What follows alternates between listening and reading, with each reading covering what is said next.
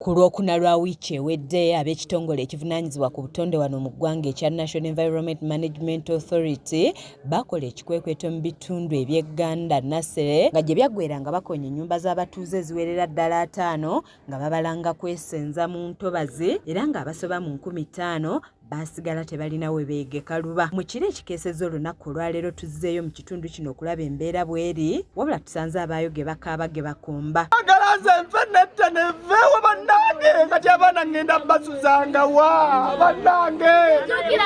Nawonya obupangisa ntaddewo akalungu nyeyiyango omuvubuka mpola mpola kati ennyumba bagimenyesa nasigaza abaana maama yagenze nina okukola nina okulabirira abaana okusoma kati ngenda bikwasaganya ntya nakola.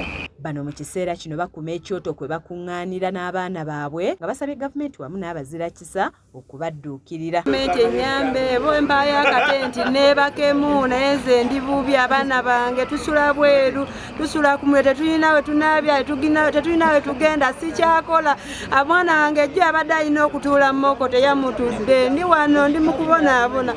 Kwegamba na muntu akimanye bakulaba okuteeka akasimu bwe bati nga bakakuba bagala na kaasi olinga akoze omusango gw'amaanyi simanyi kiki kino ekiri mu nsi muno nozimba ennyumba yo negwe oli kutulamu n'abaana bo ninagenda najja nagimenya ng'otunula bwati bagala kola ki. Siina wentwala baana era oli ne bw'oŋŋamba nti nve wano siina gye ndaba siina wentwala baana bange bannange gavumenti mutuyambe maama Nabbanja tuyambe nze kati ono omwana amazima ntamusuza mu mpewo mu bbanga ki.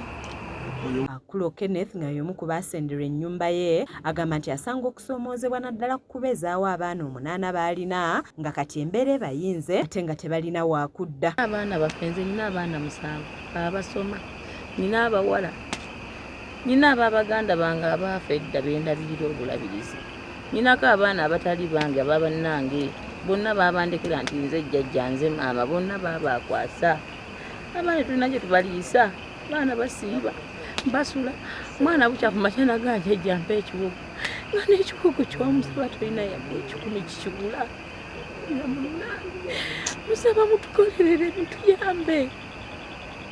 Kansala w'ekitundu kino Nakitto Lydia amanyiddwa ennyo nga Maama Sam agamba nti embeera nzibu nnyo okuva Nema lwe yasenda ennyumba z'abantu bano nga naye asabye gavumenti okubalowoozaako ng'ebagulira ekibangirizi ky'ettaka we basobola okuteeka amayumba. Abantu tebakyalina we basula buli muntu ali homeless abaana abato basula ku makubo abakyala abaami abakulu tumanyi gavumenti kyeyagala oba egenda kufuga bantu okuba egenda kufuga mirambo taata tuyambe. Mu kiseera kino abannema bakyayimirizaamu mu bikwekweto byabwe wabula tekinnamanyika oba nga waliwo enteekateeka yonna ey'okuliyirira abantu abaakosebwa.